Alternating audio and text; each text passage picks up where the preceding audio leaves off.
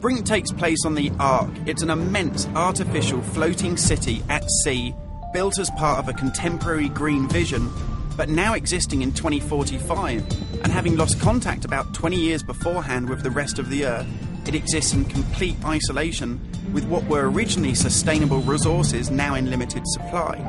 The result of this is that competing social factions have been thrown into an isolated and horrific conflict. We're heading to the Ark's airport.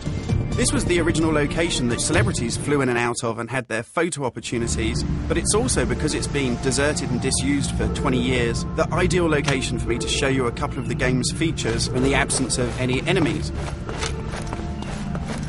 Now, Brink uses those same familiar shooter controls that you're used to, but without the artificial constraints, because we've developed a new system that we're calling SMART. It stands for Smooth Movement Across Random Terrain. If you walk up to something that's an obstacle, just as you would do in any other shooter, you'll stop. But if you want to try and indicate to the game that you want to get somewhere as quickly as possible, using this SMART button, you're able to vault, mantle and climb with ease. And this is a cool system for helping you navigate through the game, but it's not an autopilot. You don't enter a canned animation that you can't get out of. It's great for advanced players too.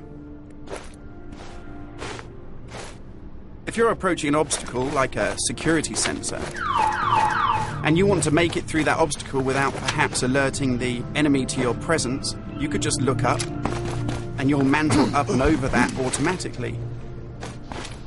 And by the same token, if you use your same SMART button just running towards something and looking down, you'll indicate to the game that you're able to slide under something. And this is really important because in Brink, we want you to be able to make tactical decisions about where you go and how you play. It's not a rail shooter where you're on a kind of minecart witnessing canned cinematics. And that's important too, because in Brink, irrespective of whether you play offline or online, you can create a cool identity for yourself that really reflects how you want to play the game. So in Brink, you take on a combat role that suits your preferred playing style, whether you're on the front line attacking the enemy or perhaps at the rear doing support. You'll take part in military objectives as part of a coordinated squad. And when you complete these successfully, you'll earn experience points that allow you to unlock cool upgrades for your weapons, really cool abilities that suit the way that you want to play, and also cool outfits that reflect what a badass you are. And you can do this irrespective of whether you play offline in traditional single-player style mode with no internet connection, or play cooperatively with up to 7 friends, or go online and play fully where the entire game is full of strangers.